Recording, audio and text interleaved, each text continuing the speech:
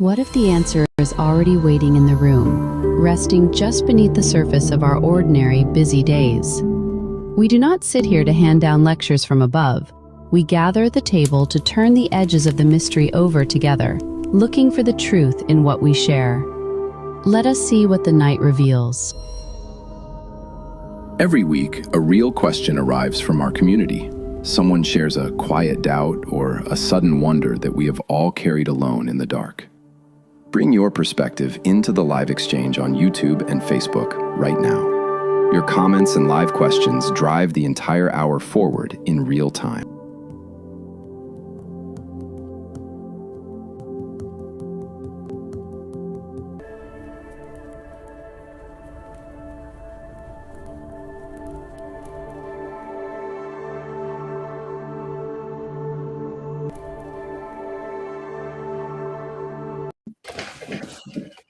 Hello. How you doing, everybody? Welcome to episode 5 of Dear Universe for August 17th. I'm Kevin the Medium. This lady beside me, other way, is Miss Angela from Awaken Your Soul's Journey. How you doing, hon? I'm doing great. Are you? Wow. Yeah. That was like over the top great. Yeah, like Tony the Tiger. Great. That's what I heard when you said it. I heard Tony going, I feel great. Should we ask why you're doing so great? I don't know. I just had my grandkids here. Yeah, that puts a smile on your face. And I was with my other grandkids all weekend, so. You got your grandkid Phil. I did. You did. We have our first comment is from John Doe, and he says, "Aloha." Oh, John Doe. We know who John Doe is, but we're not gonna spoil it. We're not gonna tell you who he is, but we will say happy birthday to you. Happy birthday to you. Hope you're having a great day, Mr. John Doe. You, Mr. I'm in hiding. Hello, Anita. As you're tuning in, please say hello. We like it when you guys say hello and let us know where you're tuning in from. Did I sound like I was way far away? Yes, you. I turned you up. Now I can turn you back down. How about now? Is that a much better? It's nice when you have your mic in front of you. It's amazing when I have the mic here rather than way over there. I was having technical difficulties. I had to move things out of the way. Mm-hmm. So, what are we going to talk about today, young lady? We're going to talk about soul contracts. Yeah. I'm just going to pull it up. Go ahead. You have the question. It's right on the screen. Why do we go to... No. Who do we go to ask what events and people are in our soul contract? How do we find out the events and people in our soul contract? Are we privy to this information? What a great question that opens up just a ton of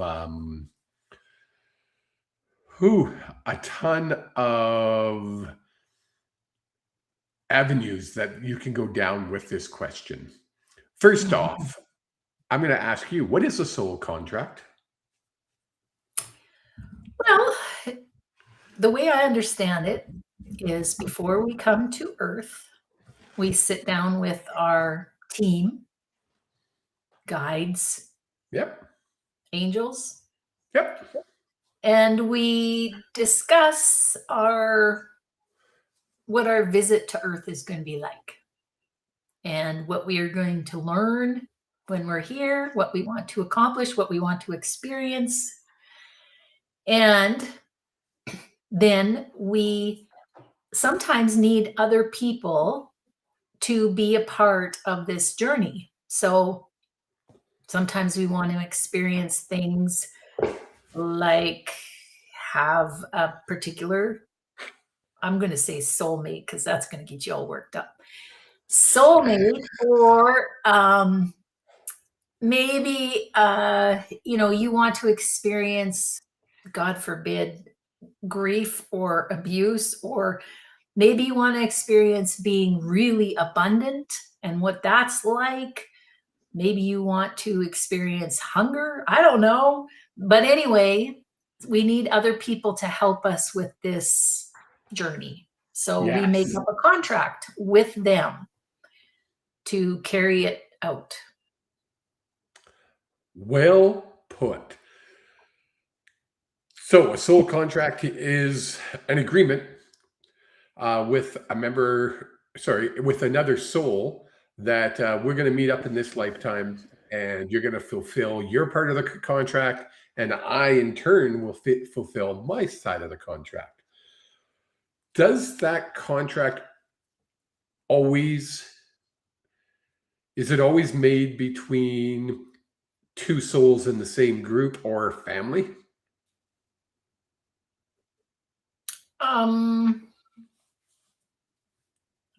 I would think it would be, but Yeah, I agree.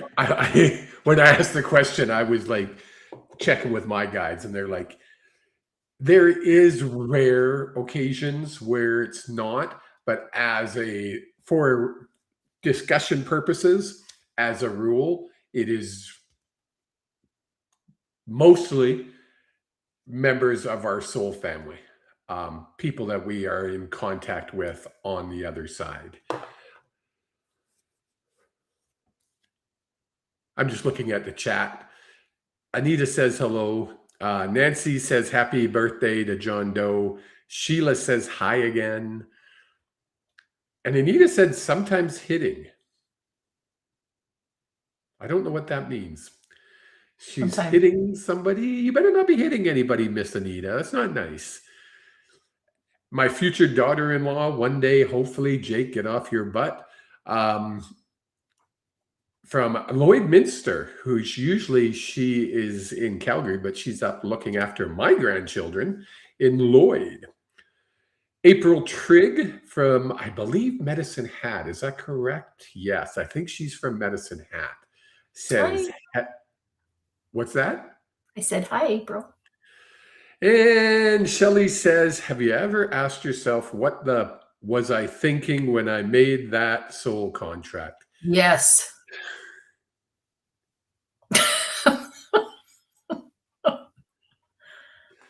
All the time.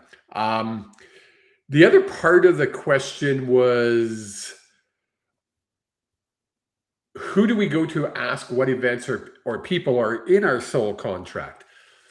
There's really, you can go to a medium and ask a medium how many soul contracts you have, and because you don't just have one. Just remember, this isn't a one and done. But I don't believe that a medium can tell you, yeah, the guy four doors down on the right is part of your soul family and you had a contract with him. So you got to go knock on his door and tell him. How weird would that be? So no, I don't think we're privy to the information until what happens, Angela?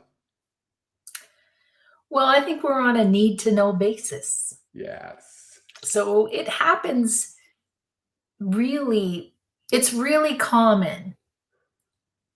And I think I've learned over time, like people who are in my soul family or people I may be under contract with, you kind of get this feeling, and especially with people who are in your soul family, it's almost like you have the same energetic frequency, or you connect in some way that way.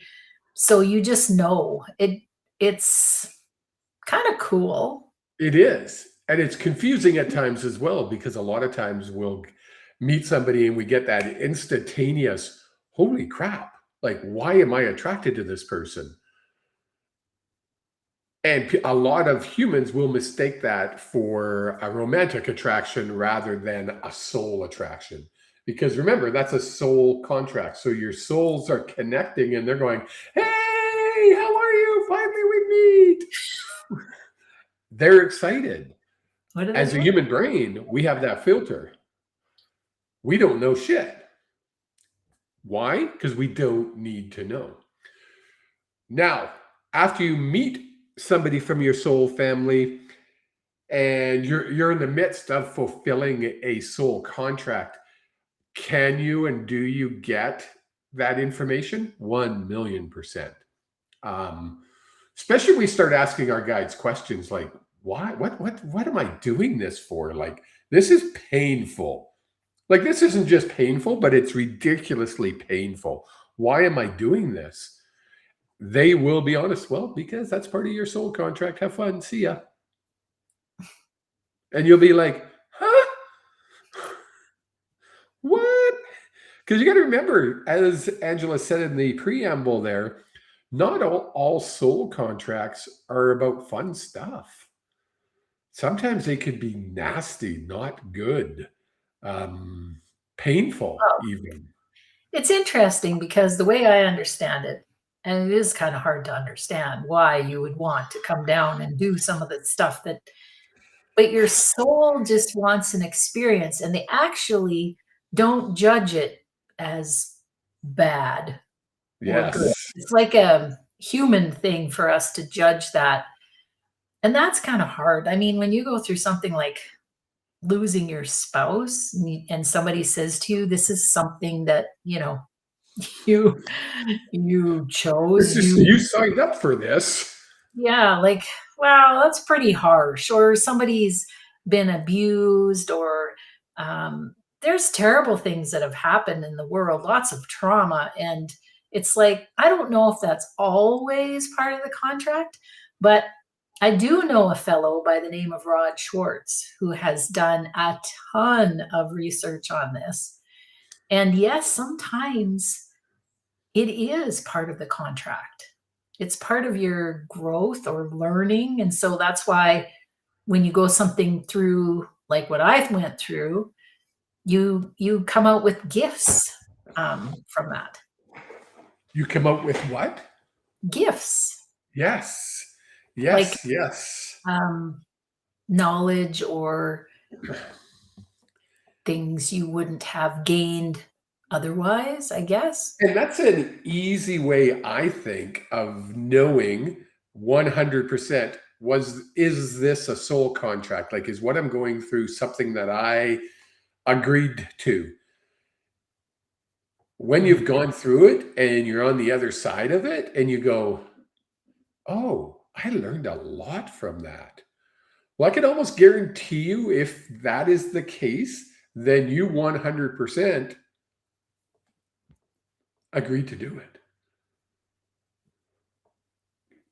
Not always the most popular thing to say. Can you imagine somebody who went through losing their husband and they come out on the other side and said, wow, I've gained gifts. That's what Angela just said. What I went through and I gained gifts. I'm one of the gifts, just so you know.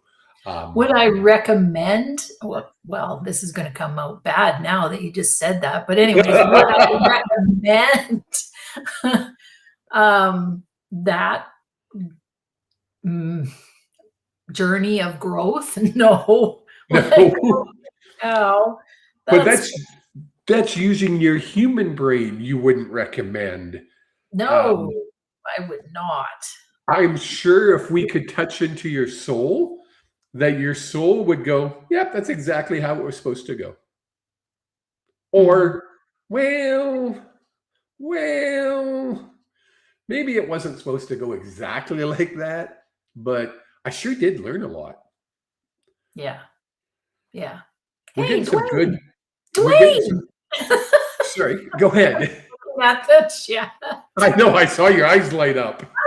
Dwayne. Do you know who is Dwayne Pennell? Dwayne was one of Blaine's best friends. Oh, And wow. he lived in Valmarie, and I got to know him when we were early on in our marriage, and when I lived, but he's been gone for a long time, so I don't get to see him or hear from him very often. So Well, he's in Rathdrum, Idaho. yeah, Very not cool. cool. Yeah. Good to meet you, Dwayne. I'm Kevin. I keep pointing the wrong way. Her other half. There Mhm. she is, over there somewhere. I can never point on these cameras. It's never going to work. We're getting some really cool Comments. If we go up to this one from Anita, yes to energetic frequency. Then you keep looking and staring, trying to figure it out. Awkward. Yes. How many times have we done that where it's been like, what the fuck? I know you. How do I know you? Like, come on. We didn't just meet. I know you from somewhere. How many people have ever done that? And they're like, people are looking at you like, we've never met before. You're weird. No, I really have. We've met. I know we have. Yeah, and I've found, like, if there's people on, say, a summit or a podcast, and you listen to them, and as you're listening to them, you're like, wow, like, I want to work with this person, or I want to meet this person, or I want to talk to this person. And you just feel like there's a reason why they're here. Like, I really believe that a lot of the people that I got to work with when I was going through my grief were definitely in my soul contract to help me through that journey. I honestly believe a lot of my clients that come to me as a medium for my mediumship that's part of their soul contract. We agreed to meet at this specific time and day and to be able to help each other. I love this question. This is a gooder from Miss Alexis Snyder. Could my hurt simply be part of someone else's soul contract? Like I could be a vehicle for them. 100%. And that's those ones where you come through on the other side and you're still like, what the fudge? What just happened to me? That doesn't even make sense. So yes. Or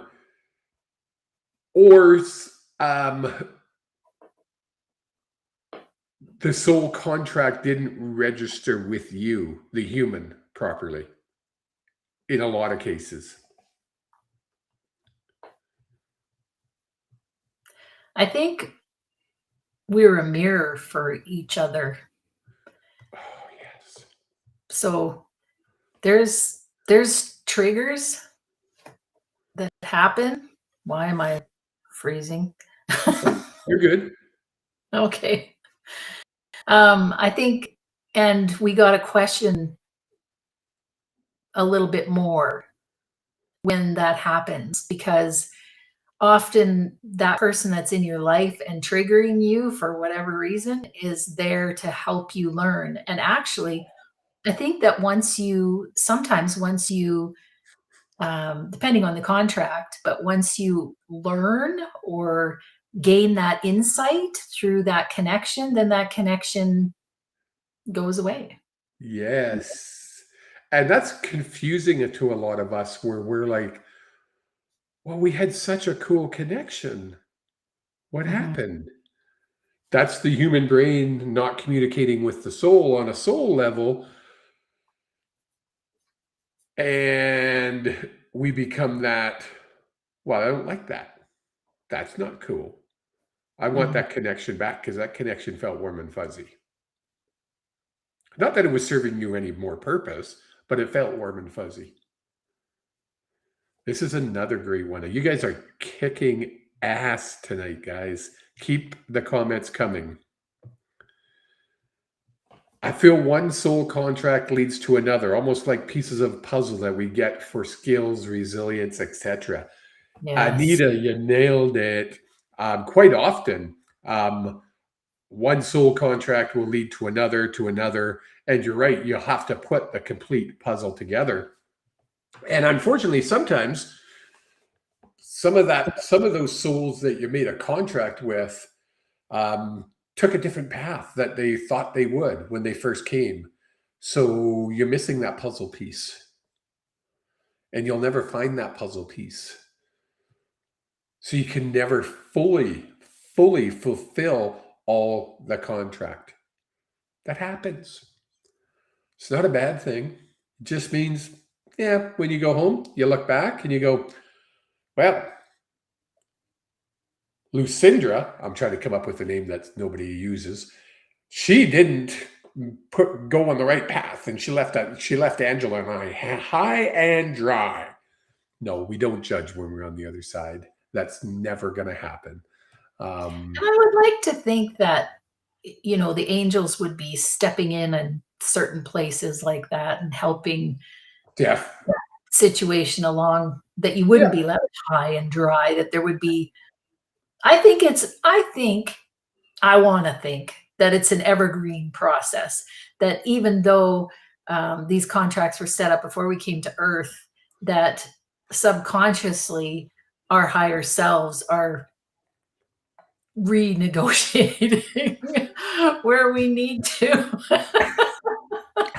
I almost spit water on my nose. I only do that because Angela's constantly wanting to renegotiate with her guides.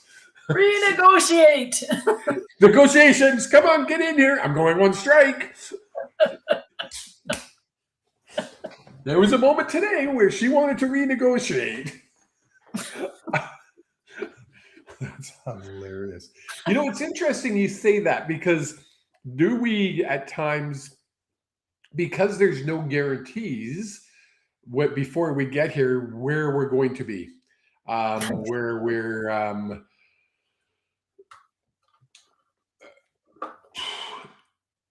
there's so many, because we have that free will that we have here on Earth, we could end up on any path. We've talked about it. There's a million different paths we could take during our lives. And we will sometimes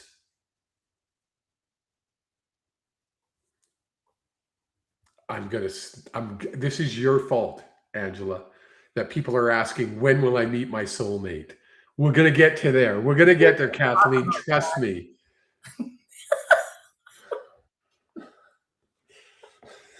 It's my trigger point, folks. It's my trigger point. You'll understand in a minute. Where was it? All right, a million different paths that we could go on. So a lot of times, will you fulfill all your soul contracts you have? I don't think so. I don't think that's a necessity before we return home. I think we can fulfill the ones that are on the path we're on. And then if we jump to another path, we set up other soul contracts on that path. And then we might jump back to this path so we can feel more on this path. And then so on. And you're jumping all over. Because that's what we do, folks. I mean, we change our paths. Like, we literally walk outside. You have a choice. You can go left or right. Sometimes I go left. Sometimes I go right. That's going to change. You were supposed to meet somebody when you went right and you went left. That's a change in your life's path. So I don't believe you have to fulfill every single soul contract. You know, I think that there's ones that are non-negotiable. And then there's ones that are 100%. Nice. 100%. There's some where it's like, we're going to meet in this lifetime, guaranteed 100%. Doesn't matter what,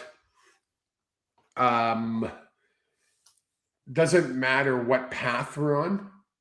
Each and every single path leads to us meeting at some point in our lives. Mm-hmm. So let's have that unbreakable soul contract. I believe that for sure. It's funny because I'm reading some of them not making sense. I want to go down this path now. Miss Kathleen Seafelt, my my son-in-law's mother. So that makes her my mother-in-law? No. No. Mother-in-law through marriage, we'll call it. I have no idea. No idea. Is part of the family. Kathleen asks, when will I meet my soulmate? Oh my God. If we believe in soulmates, this is And what we do. And we if do.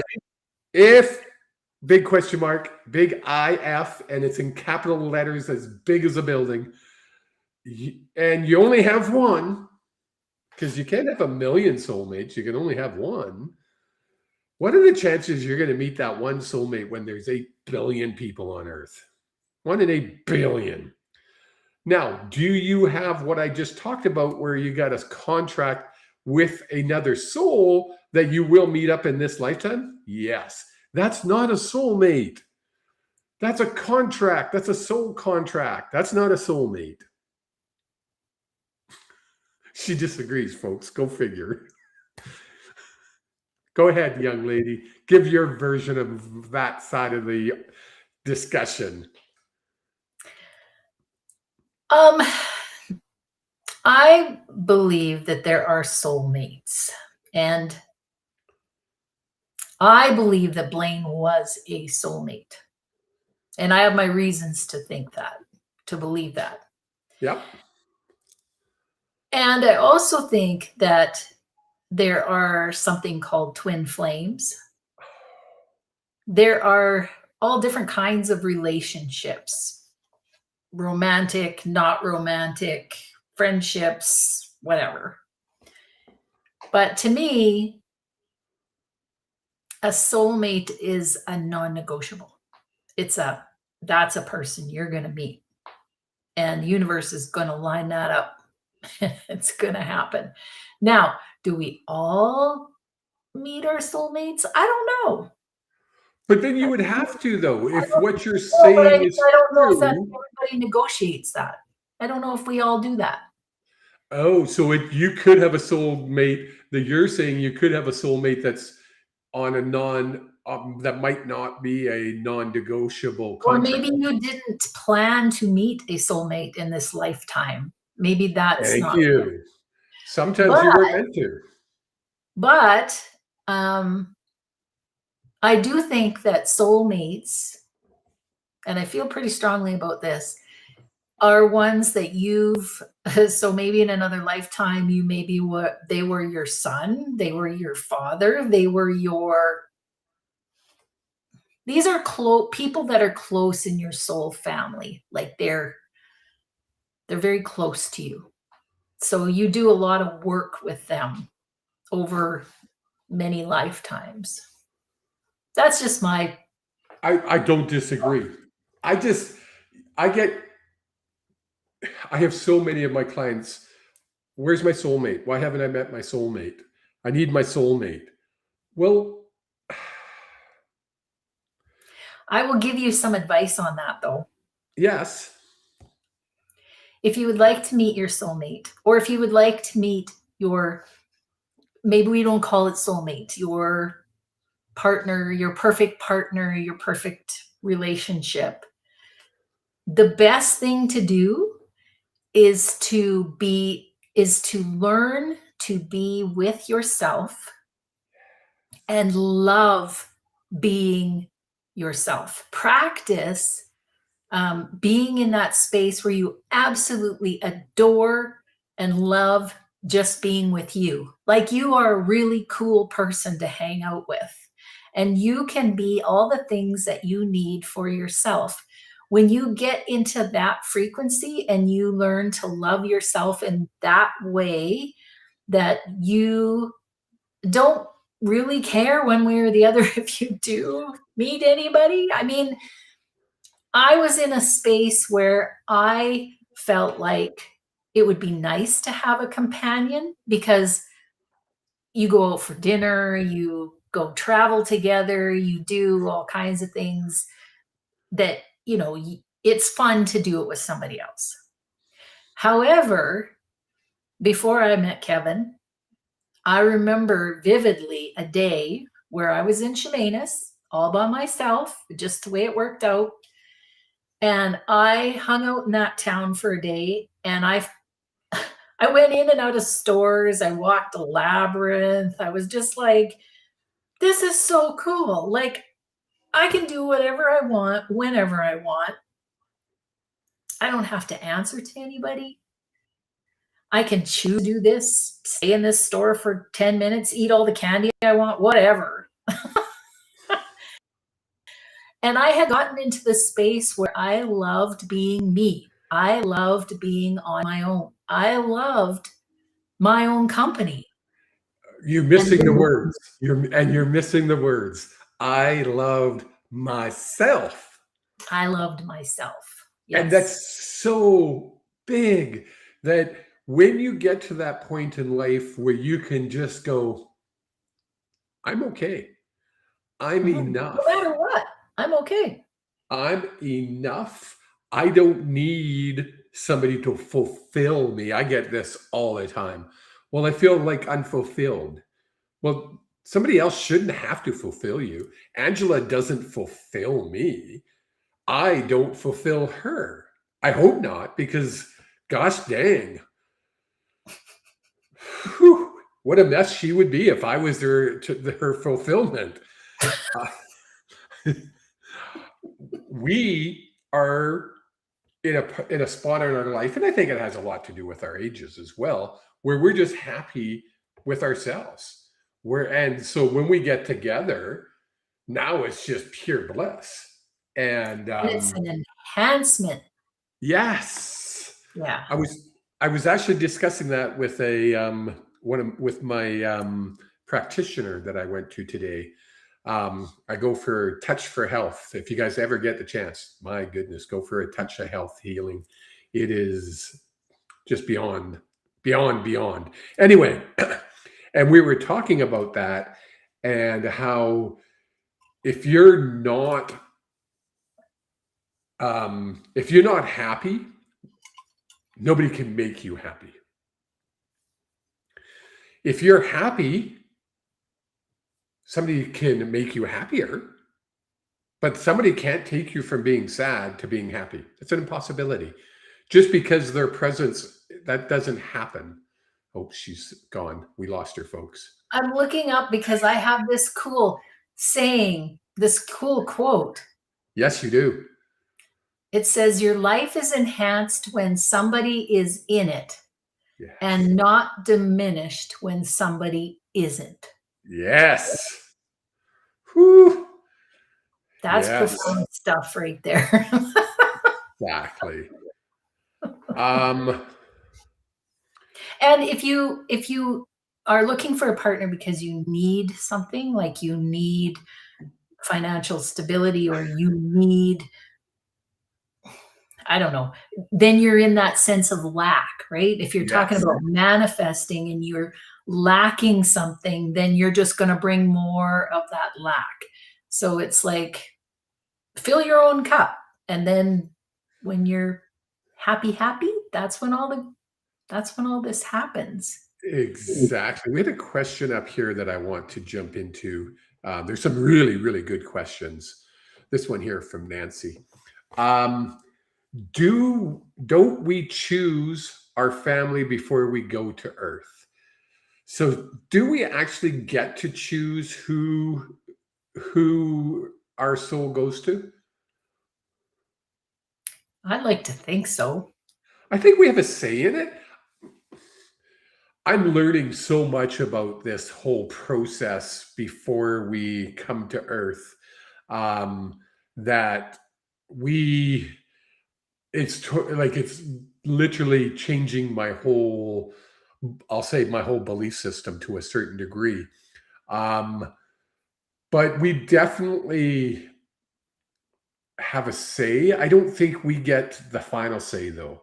I think this is I want to say a group decision, but we have a council of, we'll call them elders for lack of a better word, that we work with in the astral realm. And when we're there,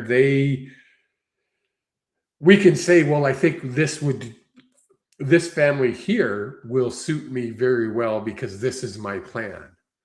And they might agree with you, or they could go, well, you know what? Why don't you did that last time and it wasn't very good for you. So why don't we try this time? And it's not like they overrule you. I think it's a discussion amongst you, and you then come to an agreement. Does that make sense? Yeah. Because it's different. We can't comprehend what happens over there when we try to use this thing, No. which is our human brain, No. because we don't have the human brain. So when we're there, we're dealing in absolute love. And so there is no judgment. There is no ego. There is no being pissed off because you didn't get your way. I wanted to be with a rich family. Yeah, you sent me here, and gosh dang it, I was brought up in East Vancouver to a poorer family. What the hell is going on with you? And I think instead of that, I think we more or less have that discussion over there to see which would be best for us, if that makes sense. So kind of you do, but not always. Oh, I was like, what is host doing? You type that. You type that in. Oh, Angela, can you write that saying in your comments? Yes, yes, yes, yes. There's a good question back here. Yes, bring it up. Do you know how? Yep. How could a person learn to do this and also live with the hole left by a past spouse? Even without the thought of looking for a future partner, just you by yourself. Well, it's going to be a long-winded question, but it's a step-by-step thing. And it's all about self-love, not in the way that, we call about self-care, like make sure you have a bath, da, da, da, da, da. That's all good stuff, making sure you eat right, go to bed, do all that stuff. But it's like really sitting with your own intuition in your own quiet place and determining what you need. So what do I need in this moment? A cup of tea, whatever. And you practice fulfilling that need that's coming up. And there's a whole lot more to this. Like I can't answer that question all in one, but that's the $1 million question. It is, but it's a process. I will tell you, it is a process, and it is absolutely doable. And some of it is about listening to the emotions that are coming up and gathering the messages that are underneath of those and using that to help you move forward. And if you want to talk more about that, we can talk about that, but it seems really complex, but I need to know your particular place, and I need to help walk you through that kind of. It can't be just, it's different for everybody, how you feel. Yeah, it's definitely not a cookie cutter answer. It's not, if you follow steps A, B, and C, D, you will be perfect. Yeah, that unfortunately, because that's when I went to my grief coach. That's what I wanted. Just tell me what to do so that I can feel better, so that I can move. And it's like, no, I can't tell you that, but I can help walk you through the process and get you to that place. Exactly. That's the key. Yeah. There was something else in here. Anita, you're saying, I think it goes along with lessons and contracts, life lessons and contracts. What goes along with that? Can you elaborate on that? Where did I see it? I saw a really good one.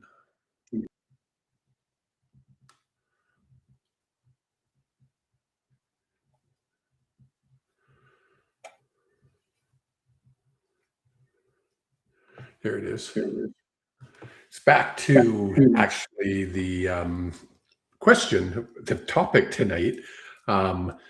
So if you don't follow through with your soul contract, how far off on your planned path does it take you? Well, that's the thing, Shelley, is we don't just have one path that we're supposed to be on. It's not like we have this one path that's wider than the rest, and we kind of wiggle and waggle through that path and bounce off the edges. Then we fall off, and then we get a tow truck to bring us back on. We literally have a million paths that we can choose.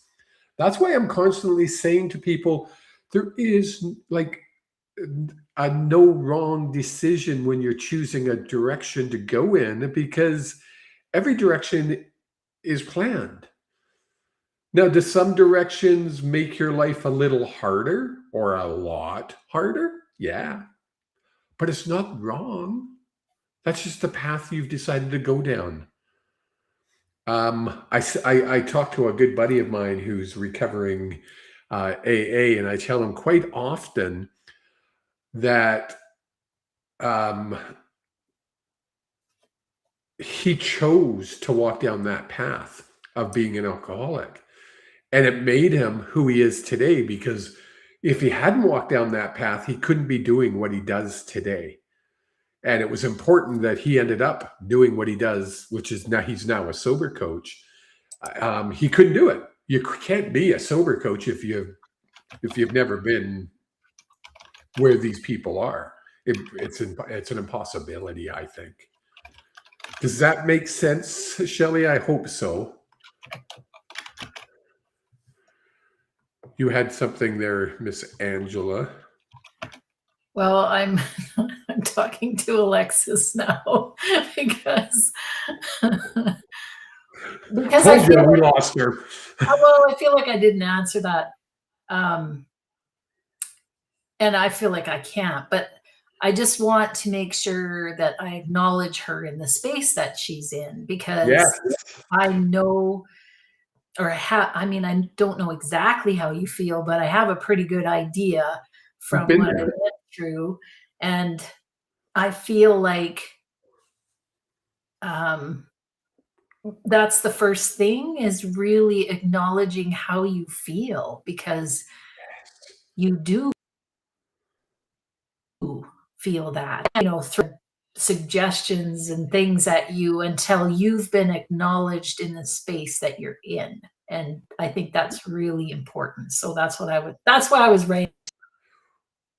Well, it's funny because it's exactly what I was saying to Shelley, is you couldn't be doing what you're doing if you hadn't gone down the path you did. If you hadn't lost Blaine, you would never be able to be helping so many souls heal from the process of grief. You wouldn't be able to do it. But because you went through what you went through, you chose that path. As hard as it was, you're able to now look back and go, not only I have Kevin, that's my biggest gift, but I also am able to help a whole bunch of souls go through this process. Folks, she's not listening anymore, because if she would have went, "You're my gift." That's what she would have done normally. So she is distracted, folks. Now you're taping as Kevin the Medium. That's kind of cool. Oh, how did I do that? I'm not really sure. I just wanted to reply to her. So you're good. You're good. She understands what you're saying. She totally understands. Can we have you back now? I'm back. I just feel for her. I know. I know you do. And it's again that you chose that path. Was that a soul contract? Maybe. Was it? And in the end, does it matter? Because really, it's like we had to go through it, right? So we're here regardless. And it's one of those, if they would have chosen a different path, then Angela and I would never have met. And we would never have been able to do what we're doing. True. But we would both still be on our paths of doing whatever it is we do. We just wouldn't be doing it together. So back to the original question. What are soul contracts? I think we answered that. Are we privy to know prior to, can someone tell us who we have soul contracts with? No, we can definitely say, yes, that was a soul contract. In some cases, not 100% all the time, because again, as Angela said, it's a need to know basis. And if it's going to serve your higher and greater good, they'll probably let you know.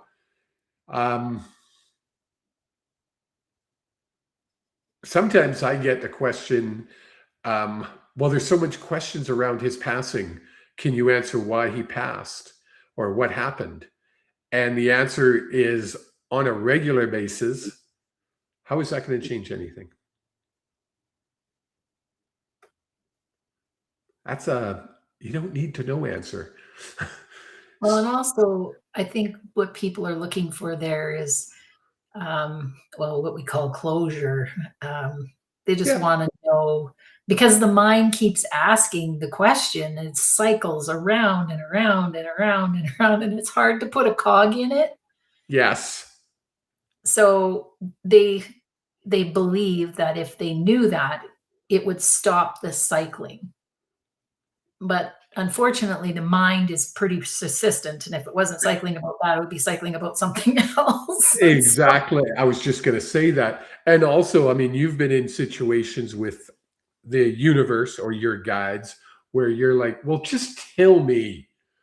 Like, I just want to know, like, why can't you just spell it out? Like, make it simple freaking language that we all can understand, because then life would be way easier. And what do your guides do usually? Well, they kind of laugh. The whole point is that if you knew all the answers to the test, then why do you need to take the test? You don't. It's about the journey, not the destination, I guess. And so 100%. 100%. There was more to this question. Yeah, I'm looking. This was the question. Somebody sent this question in. Who do we go to ask what events? That's what I wanted to touch on. Nobody. And that sounds really dumb. It sounds like a cop-out answer. My blind just moved on its own. It literally went all the way up. Hasn't done that in a long time. You got spooks in your room. I got spooks in my room again. Squirrel. Nobody can give you that answer because, as we discussed, it's not an answer that you're entitled to get. But also, even like if you want to know, did I have a soul contract with this person? Is that why we went through that? You don't need to come to a medium or a psychic or an energy healer to find that out. You can ask yourself. And when I say that, ask your soul. How do you connect with your soul? The same way you connect with your spirit guides. How do you connect with spirit guides? Well, it's not hard, folks. It really isn't. Just flip the switch and take Kevin's channeling course. I have finally set a channeling 101 course again, which I've been neglecting to do, but it's going to be September the 10th. My channeling course. It's a Thursday evening. We're going to keep it small again. So if you want to get in, head over to my Facebook page. You'll see the link there. or not my Facebook. Yeah, my Facebook page. You can see my link on the Facebook page. It's a great place to go. It's a just a 2-hour evening course, really easy. Because we have to learn for ourselves. April, that's a great comment because we really do. That's what we're here for, is to learn.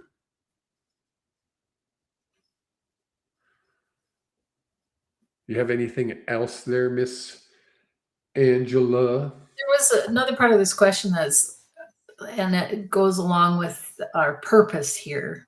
Yes. So how do we know if we've fulfilled our life's purpose or our mission? Like, how do we know that we're actually on the right track or we're doing what we're supposed to be doing? We, again, can check in with our guides on a regular basis and literally ask them, am I on the right path? Am I going down the right path? Is this the best path that's serving my highest and greatest good? They will tell you. And quite often with my clients, I'll be like, wow, your guides are so happy. Like you're on the path that you're supposed to be on. Now, let me finish. I'll finish. Yeah. You are on the path you're supposed to be on August 17th at 7:51 p.m. This is your perfect path for this exact moment. Now, if you had changed something 12 days ago, maybe this wouldn't be the perfect path. But for this moment, for this exact time, you are doing exactly what you're supposed to be doing. I can almost say that to everybody because you're on your perfect path. You are on the path you're supposed to be on. Is it your easiest path? Well, maybe not. I think too, you know that you're on the right track when you're having fun, when you enjoy it, when it's something that you love. Because I think the whole point of being on this earth school, other than learning, is to enjoy it, Yes. to chase your joy. That's really what we're here for, is to just chase our joy. And if you're enjoying what you're doing, then you're likely on the right track. If you're not, then you may be in a transition phase, like in between gathering information that you need to step onto your new path. But generally, you know when you're on the path. Yes. I love this comment by Alexis. Our spirit guides can give us guidance without giving us the answers. Oh my God, Alexis, on a regular freaking basis. They will give us guidance, and then you look up and you're like, but that's not the question I asked. And they're like, well, that's the guidance we're giving you in accordance with the question you asked. So you might ask, is this the right job? Is the job I'm applying for the right job for me? And their answer might be, it'd be beneficial for you to take a typing course.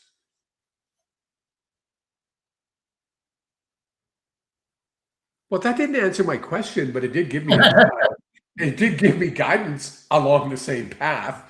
And my guides were like, that's a horrible analogy, Kevin.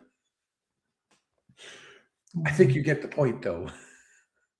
So yes, will your spirit guides give you guidance without giving us answers? They do it on a daily basis. Because sometimes, like Angela said earlier, we're not entitled to the answers of the test. Until we go home and this lifetime test is over. Notice I said this lifetime test is over because I don't think we ever stop learning. Until this lifetime test is over, then when this lifetime test is over and we go home, we will get that universal knowledge and we'll get all the answers. And then we'll look back and we'll do a life review with our peeps over there. And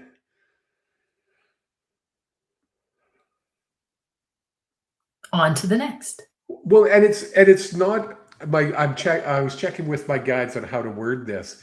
It's when we do a review, it's not a judgment at all. We're not judged on this life. We're not. It's not like we get a passing grade or a failing grade, because that's not how this journey goes. It's what did we learn compared to what we had set out to learn. We all And what learning did we something. experience? What did we want to experience, and did we get to experience that? And what do we want to Yes. experience next? Perfect. That's better wording than me. What did we experience compared to what we wanted to experience? What experiences did we have? Angela is quite a big proponent of, we are here to experience. Well, experience what? Experience. Well, but we've got to experience something. We experience life. We're just here for the experiences of life. Holy, I got goosebumps on my goosebumps on that one. And I think, the whole path, they're giving us breadcrumbs. We call them breadcrumbs all the time because it's like, you're just following the breadcrumbs. We want the loaf of bread. Yeah, they give you a little bit of information. You go, ooh, you take that, move with it, and then you're waiting, right? It's like, how am I going to be shown that I'm on the right path and that I'm going in the right direction, or which direction I should go next? It's a little breadcrumb. It's a small little piece of information. It's never the big picture. Somebody, it's a birthday boy, was asking, have you used the pendulum to ask your guides, ask for guidance with your guides? I happen to have behind me, I don't know if he's asking because he saw that, but I have my board and I have my pendulum. I don't use it as much as I used to, but I definitely do. When I'm struggling with this, my brain, I'll resort to using it because it does help. Another one that helps is the energy flow. And I've taught people this one quite often, is when you're in that flow, your arms just move so naturally. When it's out, you can feel it. It's an easy way to tell if you're in the flow or not in the flow. Oh, go for it. This is what helps. Yes. What was that? A lot of people won't know what that is. What did you just hold up? My cards help. Yes. Yes. But sometimes, the pendulum, I've used the pendulum too. And the pendulum is a very yes-no thing, right? Like it's like, yes, no, yes, no. And mine's got yes, no, and rephrase and maybe. Okay.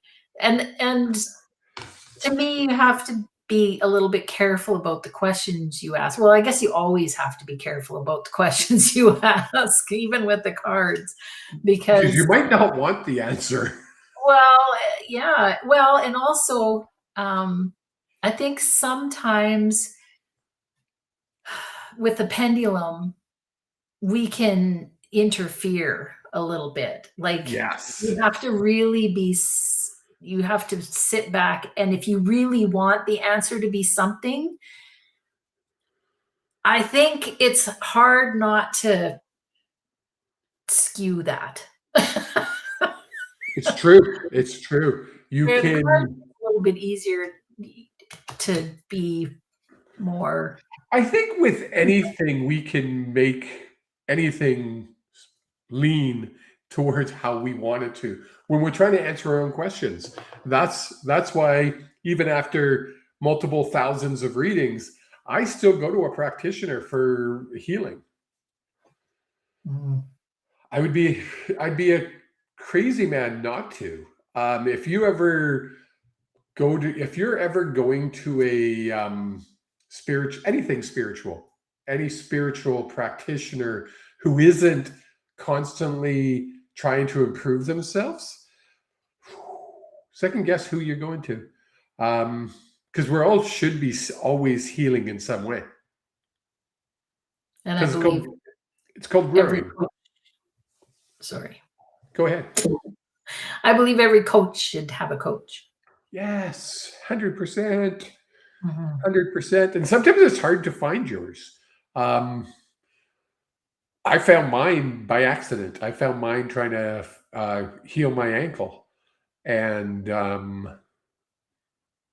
it's turned into something way cooler. So, and that's what I was talking about, folks, when I was talking about Touch for Health.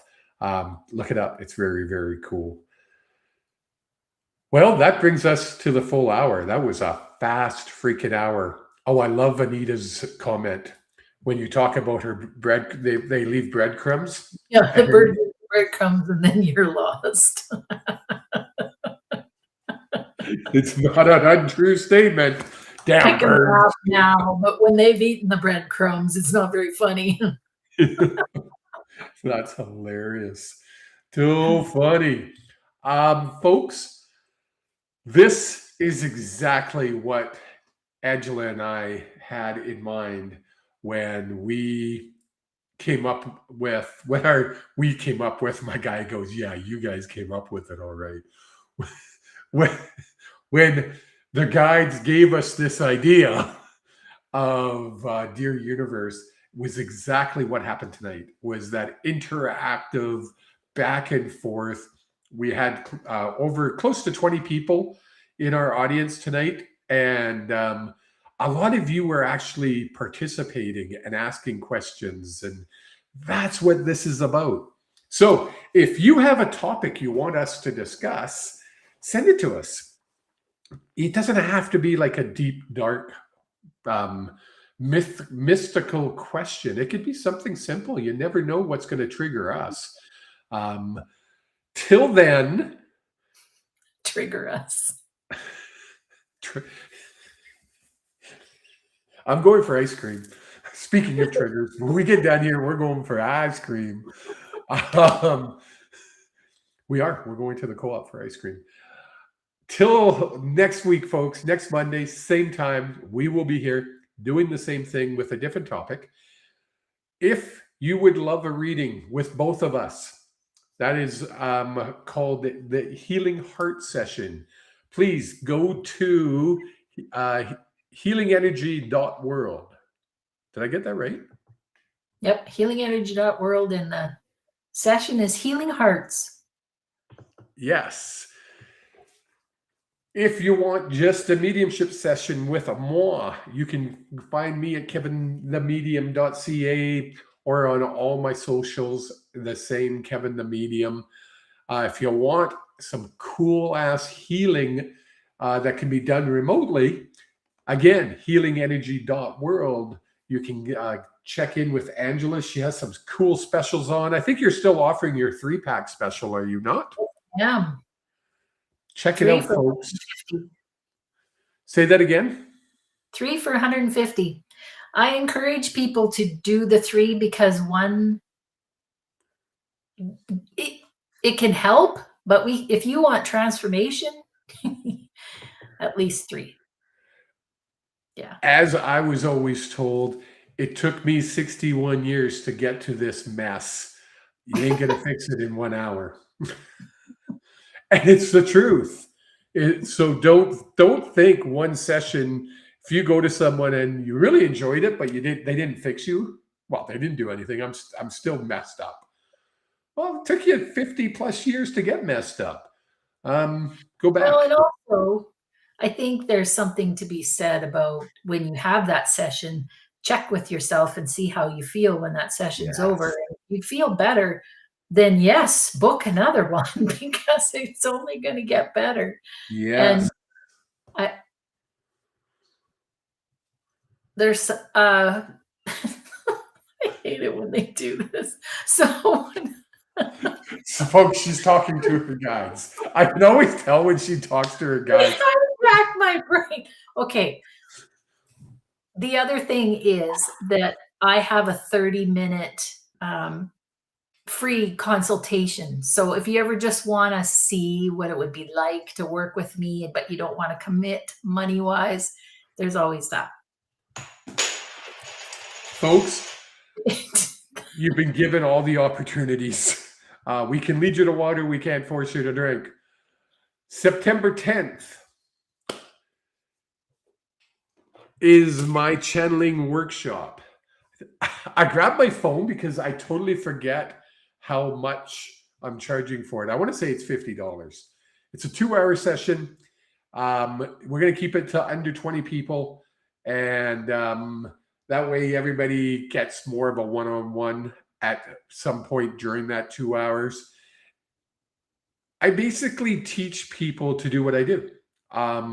Is how do I connect with my guides, and how do I connect with your guides?